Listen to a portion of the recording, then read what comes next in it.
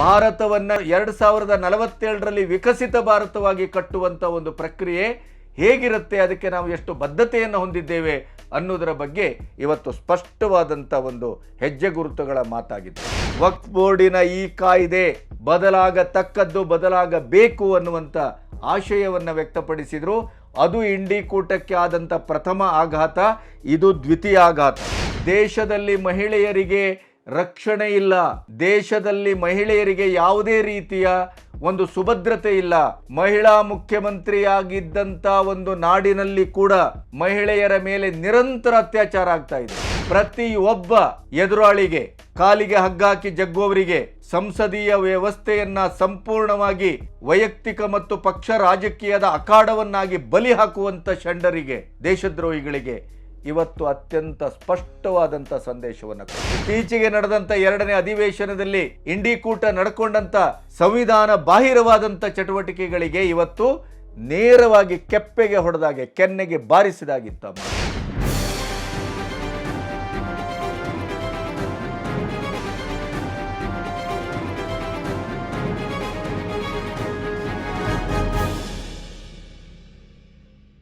ನಮಸ್ತೆ, B Ganapati news ಚಾನಲ್ಲಿಗೆ ಸ್ವಾಗತ. ಈವರೆಗೆ ನಮ್ಮ ನ್ಯೂಸ್ ಚಾನಲನ್ನು ಸಬ್ಸ್ಕ್ರೈಬ್ ಮಾಡದೇ ಇದ್ದರೆ ಹಿಂದೆ ಸಬ್ಸ್ಕ್ರೈಬ್ ಮಾಡಿ, ನಿಮ್ಮವರಿಗೂ ಹೇಳಿ, ಸ್ವತಂತ್ರ ಪತ್ರಿಕೋದ್ಯಮಕ್ಕೆ ಬೆಂಗಾವಲಾಗಿ.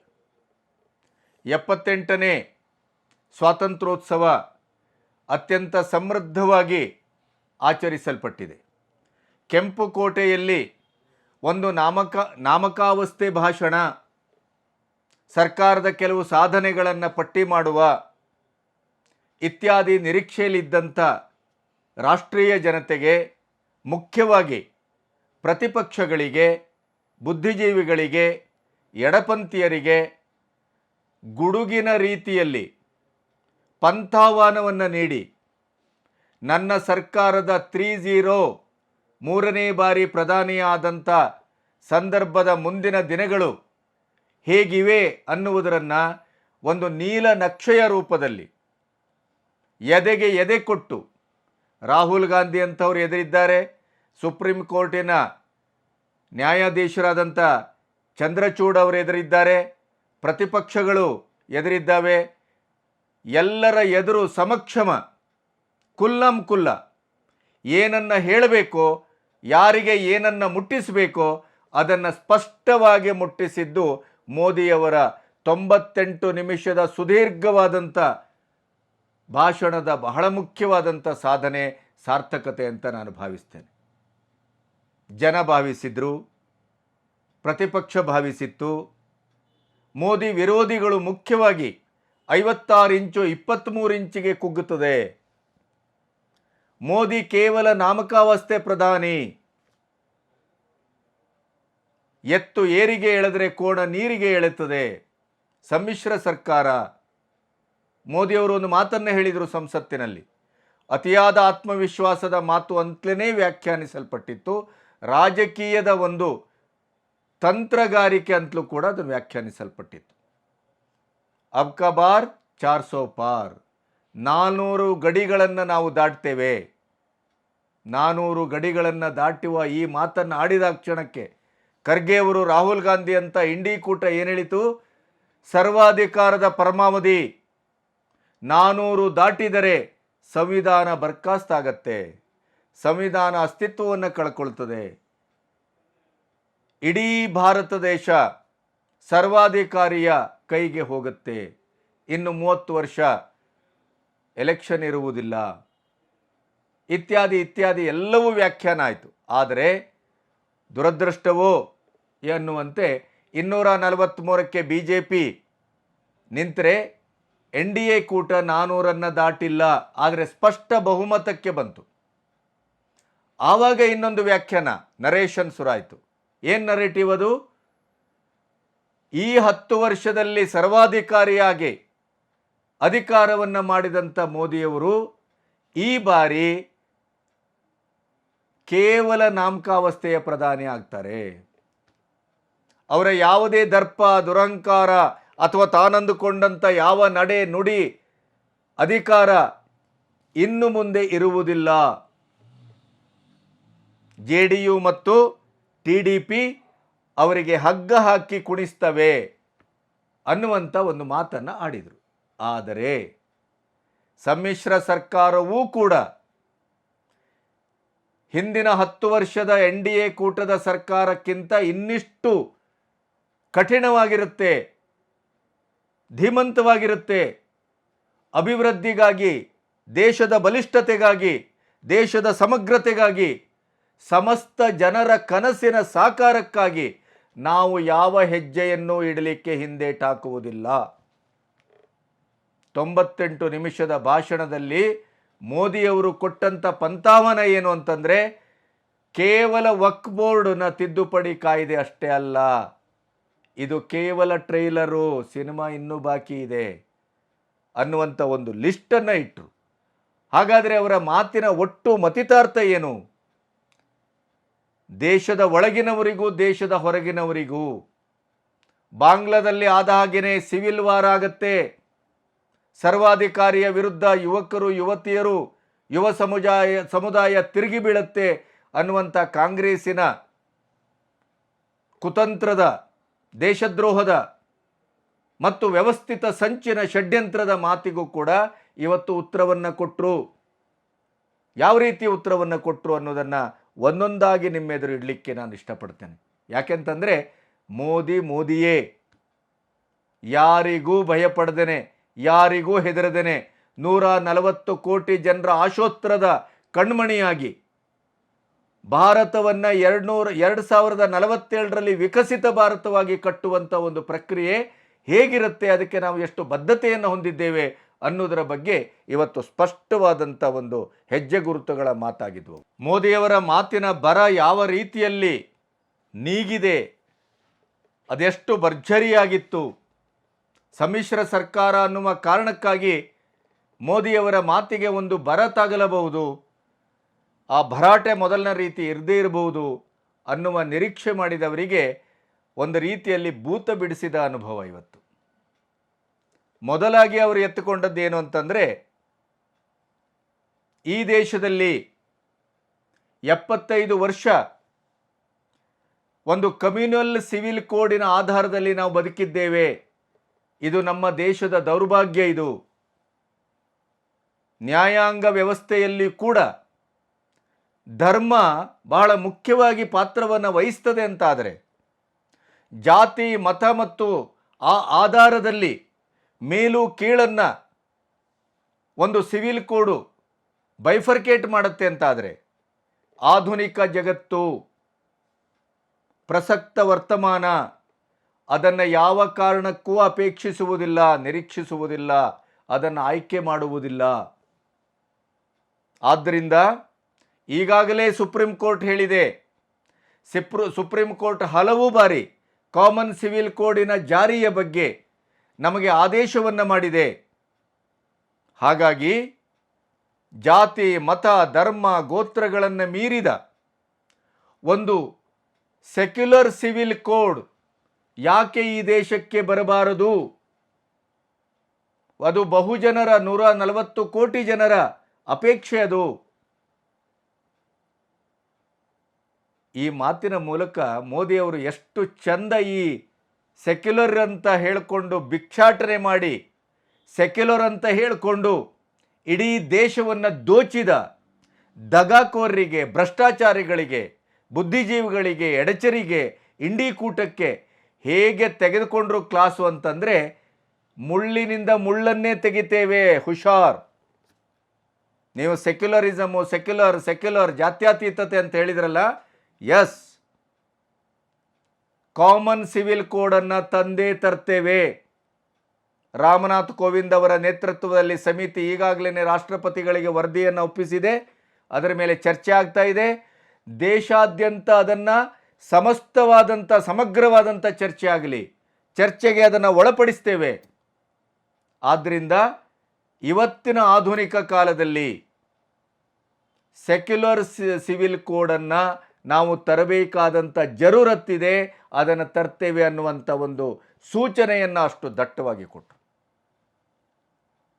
ಸುಪ್ರೀಂ ಕೋರ್ಟಿನ ನ್ಯಾಯಾಧೀಶ ಚಂದ್ರಚೂಡ್ ಅವರ ಎದುರು ಇವತ್ತಿನ ನ್ಯಾಯಾಂಗ ವ್ಯವಸ್ಥೆಯಲ್ಲಿ ನಾವು ಅನುಸರಿಸ್ತಾ ಇರುವಂಥ ಸಿವಿಲ್ ಕೋಡ್ ಏನಿದೆ ಅದು ಕಮ್ಯುನಲ್ ಆಗಿದೆ ಅನ್ನೋದನ್ನು ದೇಶದ ಪ್ರಧಾನಿ ಪ್ರಾಯಶಃ ಕೆಂಪುಕೋಟೆಯ ಸ್ವಾತಂತ್ರ್ಯೋತ್ಸವದ ಭಾಷಣದಲ್ಲಿ ಇಷ್ಟು ಕಟುವಾಗಿ, ದಿಟ್ಟವಾಗಿ, ನೇರವಾಗಿ, ನಿರ್ಭೀತಿಯಿಂದ ಘೋಷಿಸಿದ್ದನ್ನು, ತರ್ಕಿಸಿದ್ದನ್ನು ನಾವು ಕಂಡಿರಲಿಲ್ಲ. ಅದು ಮೋದಿ. ಸಮ್ಮಿಶ್ರ ಸರ್ಕಾರ ನಿರ್ಬಲ ಸರ್ಕಾರ ಅಲ್ಲ, ಅದಿನ್ನೂ ಬಲಿಷ್ಠವಾಗಿದೆ. ಯಾಕೆಂತಂದರೆ ವಕ್ಫ್ ಕಾಯ್ದೆಯ ತಿದ್ದುಪಡಿಯ ಒಂದು ಮಂಡನೆ ಆಗುವಂಥ ಹೊತ್ತಿನಲ್ಲಿ ಇಂಡಿಕೂಟ ಬಯಸಿತ್ತು ಏನನ್ನ, TDP, JDU ಇದಕ್ಕೆ ವಿರೋಧವನ್ನು ವ್ಯಕ್ತಪಡಿಸ್ತವೆ. NDA ಕೂಟದಲ್ಲಿದ್ದಂಥ ಮಿತ್ರ ಪಕ್ಷಗಳು ಕೂಡ ವಿರೋಧವನ್ನು ವ್ಯಕ್ತಪಡಿಸ್ತವೆ ಅನ್ನುವಂಥ ನಿರೀಕ್ಷೆ ಇಲ್ಲಿತ್ತು. ಆದರೆ ಆ ನಿರೀಕ್ಷೆ ಸಂಪೂರ್ಣ ಸುಳ್ಳಾಯಿತು. ಅವರೆಲ್ಲರೂ ಒಕ್ಕೊರಲಿನಿಂದ ವಕ್ಫ್ ಬೋರ್ಡಿನ ಈ ಕಾಯ್ದೆ ಬದಲಾಗತಕ್ಕದ್ದು, ಬದಲಾಗಬೇಕು ಅನ್ನುವಂಥ ಆಶಯವನ್ನು ವ್ಯಕ್ತಪಡಿಸಿದರು. ಅದು ಇಂಡಿಕೂಟಕ್ಕೆ ಆದಂಥ ಪ್ರಥಮ ಆಘಾತ, ಇದು ದ್ವಿತೀಯ ಆಘಾತ. ಅದರ ಜೊತೆಗೆ ಮಮತಾ ಬ್ಯಾನರ್ಜಿಯವರ ನೇತೃತ್ವದಲ್ಲ ಇವತ್ತು ಪಶ್ಚಿಮ ಬಂಗಾಳದ ಸರ್ಕಾರ ಏನು ನಡೀತಾ ಇದೆ, ಉರಿ ಚೆಂಡು, ಬೆಂಕಿ ಚೆಂಡು ಅಂತ ಸ್ವತಃ ತನ್ನನ್ನೇನು ಕರ್ಕೊಳ್ತಾ ಇದ್ದಾರೆ. ಕೋಲ್ಕತ್ತಾದ ವೈದ್ಯಕೀಯ ವಿದ್ಯಾರ್ಥಿಯ ಮೇಲೆ ನಡೆದಂಥ ಅತ್ಯಾಚಾರವನ್ನು ಇವತ್ತು ಪ್ರಸ್ತಾಪ ಮಾಡಿದರು. ದೇಶದಲ್ಲಿ ಮಹಿಳೆಯರಿಗೆ ರಕ್ಷಣೆ ಇಲ್ಲ, ದೇಶದಲ್ಲಿ ಮಹಿಳೆಯರಿಗೆ ಯಾವುದೇ ರೀತಿಯ ಒಂದು ಸುಭದ್ರತೆ ಇಲ್ಲ. ಮಹಿಳಾ ಮುಖ್ಯಮಂತ್ರಿಯಾಗಿದ್ದಂಥ ಒಂದು ನಾಡಿನಲ್ಲಿ ಕೂಡ ಮಹಿಳೆಯರ ಮೇಲೆ ನಿರಂತರ ಅತ್ಯಾಚಾರ ಆಗ್ತಾ ಇದೆ. ಇದನ್ನು ಸಹಿಸುವ ಪ್ರಶ್ನೆ ಇಲ್ಲ. ನಮ್ಮ ನ್ಯಾಯಾಂಗ ವ್ಯವಸ್ಥೆ ಅತ್ಯಂತ ತ್ವರಿತವಾಗಿ ಇದನ್ನು ವಿಲೇವಾರಿ ಮಾಡಬೇಕು. ಚಂದ್ರಚೂಡ ಎದುರಿದ್ದಾರಲ್ಲಿ ಪ್ರತಿಯೊಂದು ಎಡ್ಜರ್ನು ಅನ್ನುವಂಥ ರೋಗಕ್ಕೆ ಏನು ತುತ್ತಾಗಿದೆಯಲ್ಲ ಇವತ್ತಿನ ನ್ಯಾಯಾಂಗ ವ್ಯವಸ್ಥೆ, ಅದನ್ನೂ ಕೂಡ ಚಿವುಟಿದ್ರು. ತ್ವರಿತವಾಗಿ ಅದನ್ನು ವಿಲೇವಾರಿ ಮಾಡಿ ಅತ್ಯಂತ ಕಠಿಣವಾದ ಶಿಕ್ಷೆಯನ್ನು ವಿಧಿಸಿ, ಅದಕ್ಕಿಂತ ಮುಖ್ಯವಾಗಿ ಇನ್ನೊಂದು ಮಾತು ಹೇಳಿದರು. ಯಾವ ಅತ್ಯಾಚಾರದ ಪ್ರಕರಣ ಆದಾಗ ಸಾಮೂಹಿಕವಾದಂಥ ಒಂದು ಪ್ರತಿಭಟನೆ, ಕೂಗು ಮುಗಿಲು ಮುಟ್ಟತ್ತೋ, ಮಾಧ್ಯಮಗಳು 24 ಗಂಟೆ ಅದನ್ನು ವರದಿ ಮಾಡ್ತವೆ. ಆದರೆ ಇಂಥ ಭೀಭತ್ಸ ಅತ್ಯಾಚಾರ ಮಾಡಿದಂಥ ಒಬ್ಬ ಅತ್ಯಾಚಾರಿಗೆ, ರಾಕ್ಷಸನಿಗೆ ಕಠಿಣವಾದ ಶಿಕ್ಷೆ ಆದಾಗ ಅದನ್ನು ಸಿಂಗಲ್ ಕಾಲಮಲ್ಲಿ ಪ್ರಕಟಿಸ್ತೀರಿ. ಯಾವುದೇ ರೀತಿಯಲ್ಲೂ ಅದಕ್ಕೆ ಎಲೆಕ್ಟ್ರಾನಿಕ್ ಮಾಧ್ಯಮ ಅವನಿಗೆ ಈ ರೀತಿಯ ಶಿಕ್ಷೆ ಆಯಿತು ಅನ್ನೋದನ್ನು ಬಿತ್ತರಿಸುವುದಿಲ್ಲ. ಇದು ಅತ್ಯಂತ ಆಘಾತಕಾರಿಯಾದದ್ದು. ಯಾವುದೇ ಅತ್ಯಾಚಾರಿಯಂಥ ರಾಕ್ಷಸನಿಗೆ ನ್ಯಾಯಾಂಗ ಮರಣದಂಡನೆಯಂಥ ಕಠಿಣ ಶಿಕ್ಷೆಯನ್ನು ವಿಧಿಸಿದಾಗ ಅದನ್ನು ಅತ್ಯಂತ ಬೃಹದಾಕಾರದಲ್ಲಿ ಪ್ರಚಾರ ಮಾಡಬೇಕು. ಈ ಶಿಕ್ಷೆ ಸಮಾಜದಲ್ಲಿ ಭಯವನ್ನು ಹುಟ್ಟಿಸಬೇಕು. ಶಿಕ್ಷೆ ಭಯವನ್ನು ತರತಕ್ಕದ್ದು. ಆ ಮೂಲಕ ಮಹಿಳೆಯರನ್ನು ಒಂದು ರಕ್ಷಿಸುವಂಥ ಅಭಿಯಾನಕ್ಕೆ, ಅವರ ಸುಭಗತ ಅನ್ನೋದನ್ನು ಸುಶಕ್ತಿಯುಕ್ತವಾಗಿ, ಸುರಕ್ಷಿತವಾಗಿ ಅವರು ಬದುಕುವಂಥ ವಾತಾವರಣವನ್ನು ನಿರ್ಮಿಸಬೇಕು ಅನ್ನುವ ಮೂಲಕ. ಯಾಕೆಂತಂದರೆ ರಾಹುಲ್ ಗಾಂಧಿ ಕೂಡ ತುಟಿ ಬಿಚ್ಚಿರಲಿಲ್ಲ ಕೋಲ್ಕತ್ತಾದ ಅತ್ಯಾಚಾರದ ಬಗ್ಗೆ, ಇಂಡಿಯಾ ಕೂಟ ತುಟಿ ಬಿಚ್ಚಿರಲಿಲ್ಲ. ಅವರು ಎಲ್ಲರನ್ನು ಮಮತಾ ಬ್ಯಾನರ್ಜಿಯಿಂದ ಹಿಡಿದು ರಾಹುಲ್ ಗಾಂಧಿಯಿಂದ ಹಿಡಿದು ಇಂಡಿ ಕೂಟಕ್ಕೆ ಕೆಂಪು ಕೋಟೆಯಿಂದಲೇ ಇವತ್ತು ವಾರ್ನಿಂಗನ್ನು ಮಾಡಿದರು. ಸಹಿಸುವ ಪ್ರಶ್ನೆಯೇ ಇಲ್ಲ ಅಂತ. ಅದರ ಜೊತೆಗೆ ಇನ್ನೊಂದು, ಒನ್ ನೇಷನ್ ಒನ್ ಇಲೆಕ್ಷನ್. ಒಂದೊಂದಾಗಿ ಇವತ್ತು ಅವರು ಮಾತಾಡಿದ ರೀತಿ ಹೇಗಿತ್ತು ಅಂತಂದರೆ, ಸಮ್ಮಿಶ್ರ ಸರ್ಕಾರ ಅನ್ನುವ ಕಾರಣಕ್ಕಾಗಿ ದುರ್ಬಲ ಸರ್ಕಾರ ಅಂತ ಭಾವಿಸುವ ಅಗತ್ಯ ಇಲ್ಲ. ಒನ್ ನೇಷನ್ ಒನ್ ಎಲೆಕ್ಷನ್, ಅದಕ್ಕೆ ಇಡೀ ರಾಷ್ಟ್ರವ್ಯಾಪಿ ಚರ್ಚೆ ಆಗಲಿ, ಪಕ್ಷ ತನ್ನ ರಾಜಕೀಯ ನೀತಿಗಳನ್ನು ಮೀರಿ ಚರ್ಚೆ ಆಗಲಿ. ಯಾಕೆಂತಂದರೆ ಸರಾಸರಿಯಾಗಿ ನೋಡಿದರೆ ದೇಶದಲ್ಲಿ 3 ತಿಂಗಳಿಗೆ ಒಂದು ಚುನಾವಣೆ ಬರುತ್ತೆ, ಕೋಡ್ ಆಫ್ ಕಾಂಡಕ್ಟ್ ಜಾರಿಯಾಗತ್ತೆ, ಅಭಿವೃದ್ಧಿಗೆ ತಡೆಯಾಗತ್ತೆ. ನಮ್ಮ ಉದ್ದೇಶ 2047ರಲ್ಲಿ ವಿಕಸಿತ ಭಾರತ. ಪ್ರತಿ ಕ್ಷಣ ಪ್ರತಿ ಕ್ಷಣ ನಮಗೆ ಮುಖ್ಯ. ಭಾರತವನ್ನು ಅಭಿವೃದ್ಧಿಶೀಲ ರಾಷ್ಟ್ರ ಮಾಡಬೇಕು, ಅಭಿವೃದ್ಧಿ ಹೊಂದಿದ ರಾಷ್ಟ್ರವನ್ನಾಗಿಸಬೇಕು ಅನ್ನುವ ಕನಸು ಕೇವಲ ಮಾತಲ್ಲ, ಘೋಷಣೆಯಲ್ಲ, ಪತ್ರಿಕೆಯ ಸಂಪಾದಕೀಯವೂ ಅಲ್ಲ. ಇದು ನಮ್ಮ ದೃಢ ಸಂಕಲ್ಪ. ನಮ್ಮ ನೀಲನಕ್ಷೆಯನ್ನು ಇಟ್ಟುಕೊಂಡು ಹೊರಟಂಥ ಪ್ರತಿ ಕ್ಷಣದ ಹೋರಾಟದ ನೀಲನಕ್ಷೆಯ ಚಿತ್ರಣ ಇದು. ಆದ್ದರಿಂದ ದಯವಿಟ್ಟು ಎಲ್ಲ ಪಕ್ಷಗಳು ಯೋಚನೆ ಮಾಡಿ, ಪಕ್ಷಾತೀತವಾಗಿ ಯೋಚನೆ ಮಾಡಿ. ದೇಶದ ಅಭಿವೃದ್ಧಿಯಲ್ಲಿ ರಾಜಕೀಯ ಬೇಡ. ಇವತ್ತು ನಾನು ಇಲ್ಲಿ ಏನನ್ನ ಮಾತಾಡ್ತಾ ಇದ್ದೇನೋ ಇದು ರಾಜಕೀಯದ ನೀತಿಶಾಸ್ತ್ರ ಅಲ್ಲ, ರಾಜಕೀಯದ ಮಾತುಗಳೇ ಅಲ್ಲ. ಇದು ದೇಶದ ಅಭಿವೃದ್ಧಿಯ ಮೂಲ ಮಂತ್ರ. ಇದು ಅಭಿವೃದ್ಧಿಗಾಗಿ ರಾಜಕೀಯದ ಎಲ್ಲ ನೀತಿಗಳನ್ನು ಬದಿಗೊತ್ತಲಿಕ್ಕೆ ನಾವು ಸಿದ್ಧರಿದ್ದೇವೆ ಅನ್ನುವಂಥ ಮಾತನಾಡಿದರು. ಎಂಥ ಬ್ಯೂಟಿಫುಲ್ ಅದು.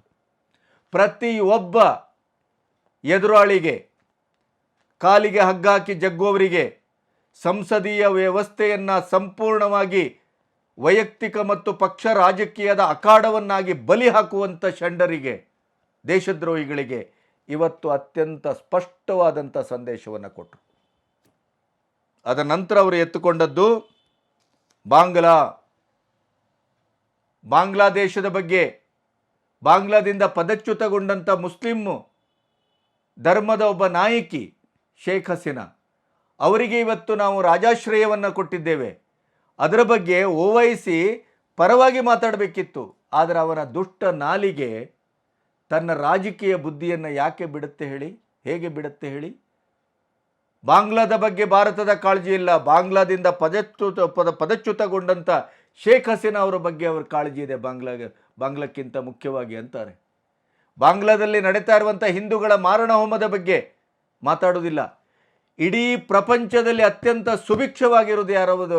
ಮುಸ್ಲಿಮರು ಸುಭಿಕ್ಷವಾಗಿದ್ದಾರೆ, ಸಮೃದ್ಧವಾಗಿದ್ದಾರೆ ಮತ್ತು ಅವರು ತಮ್ಮ ಸಂಪೂರ್ಣ ವಾಕ್ ಸ್ವಾತಂತ್ರ್ಯವನ್ನು, ಹಕ್ಕುಗಳ ಸ್ಥಾಪನೆಯನ್ನು ಬಹುಸಂಖ್ಯಾತರ ಎದೆಮೆಟ್ಟಿ ಪಡ್ಕೊಳ್ತಾರೆ ಅಂತ ಆದರೆ ಅದು ಭಾರತದಲ್ಲಿ ಮಾತ್ರ.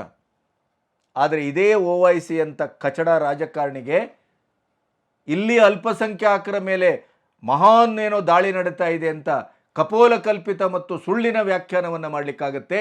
ಬಾಂಗ್ಲಾದಲ್ಲಿ ಅಲ್ಪಸಂಖ್ಯಾತ ಹಿಂದೂಗಳ ಮೇಲೆ ಮಾರಣ ಹೋಮ ನಡೀತಾ ಇದೆ, ಅತ್ಯಾಚಾರ ನಡೀತಾ ಇದೆ, ಬೆಂಕಿ ಹಾಕಿ ಸುಡಲಾಗ್ತಾ ಇದೆ. ಅದು ಅವರಿಗೆ ಗೊತ್ತಾಗ್ತಾ ಇಲ್ಲ, ಅದರ ಬಗ್ಗೆ ಮಾತಾಡ್ತಾ ಇಲ್ಲ. ಅದನ್ನು ಕೂಡ ಪ್ರಸ್ತಾಪ ಮಾಡಿದರು.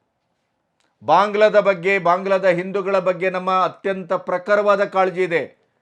ಬಾಂಗ್ಲಾದೇಶಕ್ಕೆ ನಾವು ಅತ್ಯಂತ ಶೀಘ್ರವಾಗಿ ಶಾಂತಿ ಮತ್ತು ಸಹಬಾಳ್ವೆ, ಸಮಗ್ರತೆ ಅಲ್ಲಿ ಸ್ಥಾಪನೆ ಆಗುತ್ತೆ ಅಂತ ಆಶಿಸ್ತೇವೆ. ಹಿಂದೂಗಳ ರಕ್ಷಣೆಗೆ ನಾವು ಬದ್ಧರಾಗಿದ್ದೇವೆ. ಬಾಂಗ್ಲಾದ ಅಭಿವೃದ್ಧಿಗೆ ಭಾರತ ಯಾವತ್ತೂ ಕಟಿಬದ್ಧವಾಗಿದೆ. ನಮ್ಮ ಪಡೋಸಿ ದೇಶಗಳು ಅಂದರೆ ನಮ್ಮ ಹೊಂದಿಕೆ ಇದ್ದಂಥ ದೇಶಗಳು, ನಮ್ಮ ಒಟ್ಟಿಗಿರುವಂಥ ನಮ್ಮ ಗಡಿಭಾಗದ ದೇಶಗಳ ಬಗ್ಗೆ ನಮಗೆ ಯಾವತ್ತೂ ಕಾಳಜಿ ಇದೆ ಅನ್ನುವಂಥ ಮಾತನಾಡಿದರು. ಮುಂದಿನ ಮಾತು ಮೋದಿಯವರದು ಬಹಳ ಅದ್ಭುತವಾಗಿದೆ. ಒಳಗಿನ ಮತ್ತು ಹೊರಗಿನ ನಮ್ಮ NDA ಸರ್ಕಾರಕ್ಕೆ ಅಥವಾ ನಮ್ಮ ಆಡಳಿತಾತ್ಮಕ ವ್ಯವಸ್ಥೆಗೆ, ನಮ್ಮ ಇಡೀದಾದಂಥ ಅಭಿವೃದ್ಧಿಯತ್ತ ಹೊರಟಂಥ ನಮ್ಮ ಜೈತ್ರ ಯಾತ್ರೆಗೆ ಸವಾಲೊಡ್ಡುವ, ಎದುರಿಸುವ, ಚುನೌತಿಯನ್ನು ಕೊಡುವಂಥ ಪಾಶ್ಚಾತ್ಯ ದೇಶಗಳಿಗೂ ದೇಶದ ಒಳಗಿನ ರಾಜಕೀಯ ಶಕ್ತಿಗಳಿಗೂ ನಾವು ಬೆದರುವುದಿಲ್ಲ, ಹೆದರುವುದಿಲ್ಲ, ನಿಲ್ಲುವುದಿಲ್ಲ, ಬಾಗುವುದಿಲ್ಲ ಅನ್ನುವಂಥ ಮಾತನ್ನು ಬಹಳ ಸ್ಪಷ್ಟವಾಗಿ ಹೇಳಿ. ಪ್ರಾಯಶಃ ಮೋದಿಯವರ ಮಾತು ದೇಶದ ಹೊರಗಿನ ಶಕ್ತಿಗೂ, ಯಾಕೆಂತಂದರೆ ಬಾಂಗ್ಲಾದ ಇವತ್ತಿನ ಅರಾಜಕತೆಗೆ, ಅದರ ಸೃಷ್ಟಿಗೆ ಯಾರು ಕಾರಣ ಅನ್ನೋದು ಇಡೀ ಪ್ರಪಂಚಕ್ಕೆ ಇವತ್ತು ಗೊತ್ತಿದೆ.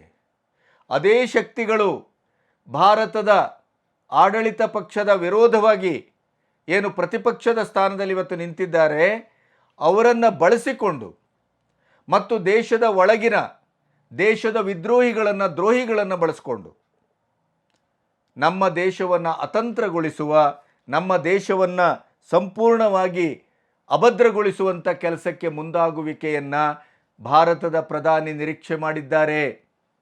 ಆದ್ದರಿಂದಲೇ ಅವರು ಹೇಳಿದರು, ನಮಗೆ ಇವತ್ತು ಭಾರತದ ಒಳಗಿನ ಶಕ್ತಿಗಳಿಂದ ಭಾರತದ ಹೊರಗಿನ ಶಕ್ತಿಗಳಿಂದ ಏಕಕಾಲದಲ್ಲಿ ನಮಗೆ ಸವಾಲು ಇದೆ, ವಿರೋಧವೂ ಇದೆ, ಕಾಲೆಳೆಯುವಿಕೆಯೂ ಇದೆ.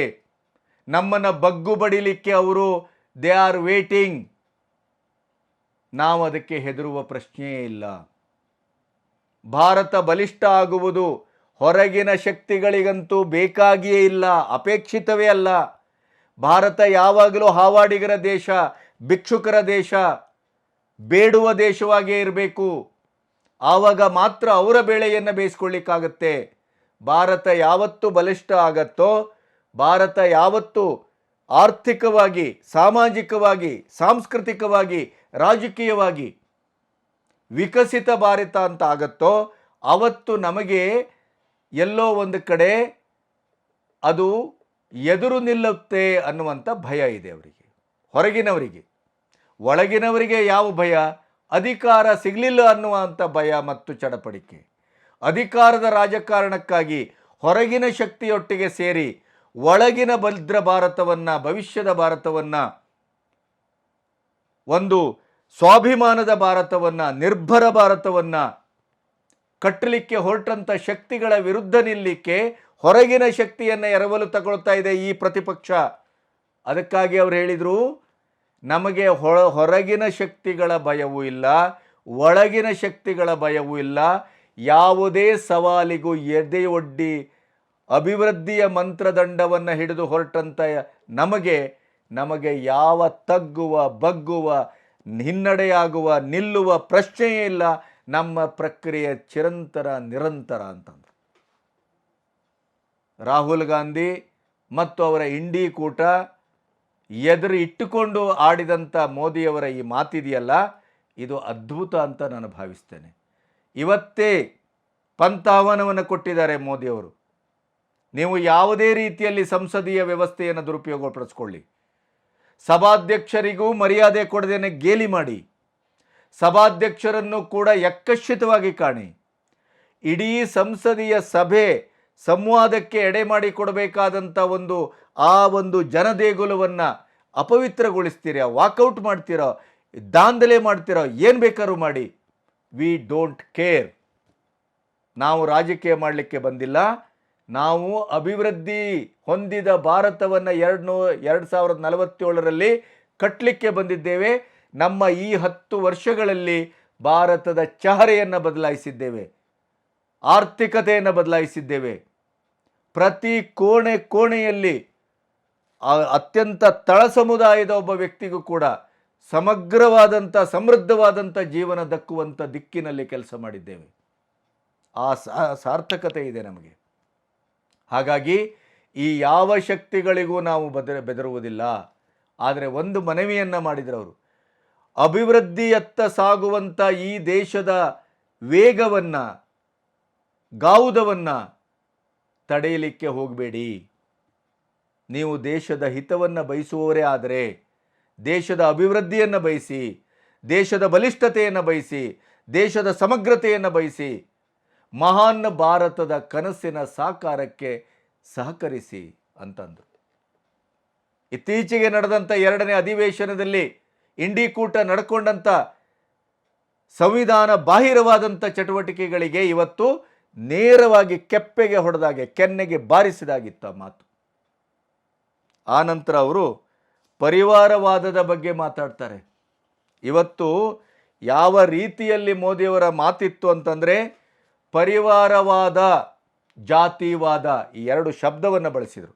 ಇದೇ ರಾಹುಲ್ ಗಾಂಧಿ ಏನು ಹೇಳ್ತಾ ಇದ್ದಾರೆ, ಇವತ್ತು ಜಾತಿ ಗಣತಿ ಆಗಬೇಕು. ಜಾತಿ ಗಣತಿಯನ್ನು ಅವರ ಹಿರಿಯರೇ ವಿರೋಧಿಸಿದ್ರು, ಅದನ್ನು ಮರ್ತಿದ್ದಾರೆ ಅವರು.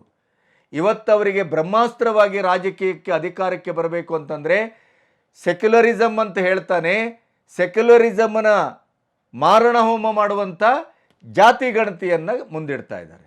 ಅದಕ್ಕಾಗಿ ಅವರು ಹೇಳಿದರು, ಜಾತಿ, ವರ್ಗ, ಧರ್ಮ ಈ ದೇಶದ ಶತ್ರುಗಳು, ಪರಿವಾರವಾದ ಈ ದೇಶದ ಅತ್ಯಂತ ದೊಡ್ಡ ಶತ್ರು, ಭ್ರಷ್ಟಾಚಾರ ಅತ್ಯಂತ ದೊಡ್ಡ ಶತ್ರು. ಈ 3ರ ವಿರುದ್ಧವೂ ನಾವು ಹೋರಾಡ್ತೇವೆ. ಪರಿವಾರವಾದ ಅದರ ಸಂಪೂರ್ಣ ವಿನಾಶಕ್ಕೆ ಪಕ್ಷಾತೀತವಾಗಿ, ಅದು ಪಂಚಾಯತ್ ಚುನಾವಣೆ ಇರಬಹುದು, ಜಿಲ್ಲಾ ಮಟ್ಟದ ಚುನಾವಣೆ ಇರಬಹುದು, ವಿಧಾನಸಭೆಯ ಚುನಾವಣೆ ಇರಬಹುದು, ಲೋಕಸಭಾ ಚುನಾವಣೆ ಇರಬಹುದು, ಯಾವುದೇ ಚುನಾವಣೆ ಇರಬಹುದು, ಅಲ್ಲಿ ಮುಂದಿನ ದಿನಗಳಲ್ಲಿ ಸಶಕ್ತವಾದಂಥ ದೇಶದ ಭವ್ಯತೆ, ಭವಿಷ್ಯ, ಭದ್ರತೆ, ಅಖಂಡತೆ ಅದರನ್ನೇ ಯೋಚನೆ ಮಾಡುವಂಥ, ಅದಕ್ಕೆ ಕಟಿಬದ್ಧರಾಗಿರುವಂಥ 1,00,000 ಯುವ ಸಮುದಾಯವನ್ನು ರಾಜಕೀಯಕ್ಕೆ ನಾವು ಸೇರಿಸ್ತೇವೆ. ಅವರ ಅಪೇಕ್ಷಿತ ಪಕ್ಷ ಯಾವುದೇ ಆಗಿರಲಿ, ಅದು BJP ಆಗಿರಬೇಕು ಅಂತಿಲ್ಲ. ಆದರೆ ಹೊಂಗನಸಿನ ಹೊಸ ಉಮೇದಿನ ಈ ಜಾತಿ ಧರ್ಮದ ಎಲ್ಲ ಕಳಂಕವನ್ನು, ಎಲ್ಲ ಕೊಳೆಗಳನ್ನು, ವಿಷಗಳನ್ನು ಮೀರಿದ ಯುವಶಕ್ತಿ ರಾಜಕೀಯಕ್ಕೆ ಪ್ರವೇಶ ಮಾಡಬೇಕು. ಆ ಮೂಲಕ ಪರಿವಾರವಾದವನ್ನು ತೊಡೆದುಹಾಕಬೇಕು. ಇಲ್ಲಿ ಬರ್ತಾ ಇರುವಂಥ 1,00,000 ಯುವ ಸಮುದಾಯದ ವ್ಯಕ್ತಿಗಳ ಹಿನ್ನೆಲೆ ಯಾವುದೇ ರಾಜಕೀಯದ ಹಿನ್ನೆಲೆ ಇರಬಾರ್ದು. ಅವರ ಅಜ್ಜನೋ, ಮುತ್ತಾತನೋ, ಅಕ್ಕನೋ, ಅತ್ತೆಯೋ, ಸೊಸೆಯೋ, ಅಪ್ಪನೋ, ಅಮ್ಮನೋ ಯಾರೂ ಕೂಡ ರಾಜಕೀಯದಲ್ಲಿ ಇರಬಾರ್ದು. ಅಂಥ ಕುಟುಂಬದಿಂದ 1,00,000 ಜನರನ್ನು ನಾವು ತರ್ತೇವೆ. ಅದರ ಜೊತೆ ಭ್ರಷ್ಟರ ವಿರುದ್ಧ ನೀವು ನಮ್ಮ ಸಂಸ್ಥೆಗಳ, ಸಾಂವಿಧಾನಿಕ ಸಂಸ್ಥೆಗಳ ಬಗ್ಗೆ ಯಾವುದೇ ರೀತಿಯ ದಾಳಿ ಮಾಡಿ, ಯಾವುದೇ ರೀತಿಯ ಮುತ್ತಿಗೆ ಮಾಡಿ, ಯಾವುದೇ ರೀತಿಯ ಅಪಭ್ರಂಶದ ಮಾತಾಡಿ, ಯಾವುದೇ ರೀತಿಯಲ್ಲಿ ಅದನ್ನು ಆಳುವ ಸರ್ಕಾರ ದುರುಪಯೋಗ ಪಡಿಸ್ಕೊಳ್ತಾ ಇದೆ ಎನ್ನುವಂಥ ನರೇಟಿವನ್ನು ಸೃಷ್ಟಿ ಮಾಡಿ ನಮ್ಮ ಕಾರ್ಯಾಚರಣೆ ನಿಲ್ಲುವುದಿಲ್ಲ. ಭ್ರಷ್ಟಾಚಾರಿಗಳ ಹೆಡೆಮುರಿಯನ್ನು ಕಟ್ಟಿ ಅವರನ್ನು ಜೈಲಿಗಟ್ಟುವುದೇ ನಮ್ಮ ಕಾಯಕ. ಅದನ್ನು ಮುಂದುವರಿಸ್ತೇವೆ. ಇನ್ನು ಜಾತಿ ಜಾತಿ ಜಾತಿ ಜಾತಿ ಅಂತ ರಾಜಕೀಯ ಮಾಡೋದನ್ನು ಇನ್ನಾದರೂ ನಿಲ್ಲಿಸಿ. ಆ ಕಾಲ ಮುಗಿದಿದೆ. 75 ವರ್ಷ ಜಾತಿಯ ಹೆಸರಿನಲ್ಲಿ ರಾಜಕಾರಣ ಮಾಡಿ ಆಳಿದ್ದೀರಿ. ಜಾತ್ಯವನ್ನತೀತವಾದಂಥ ಸೆಕ್ಯುಲರ್ ಅನ್ನಂಥ ಶಬ್ದವನ್ನು ಬಳಸುವವರೇ ಇವತ್ತು ಜಾತಿಯ ಅಸ್ತ್ರವನ್ನು ಬಳಸ್ತಾ ಇದ್ದಾರೆ. ಇದು ಅತ್ಯಂತ ಖೇದಕರ ಅಂತಂದರು.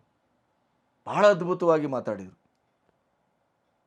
ಇಡೀ ಮೋದಿಯವರ ಇವತ್ತಿನ ಮಾತು ಹೇಗಿತ್ತು ಅಂತಂದರೆ, ಅದು ಪ್ರತಿಪಕ್ಷಗಳು ಮೈಮುಟ್ಟಿ ನೋಡ್ಕೊಳ್ಳುವ ಹಾಗೆ ಇತ್ತು.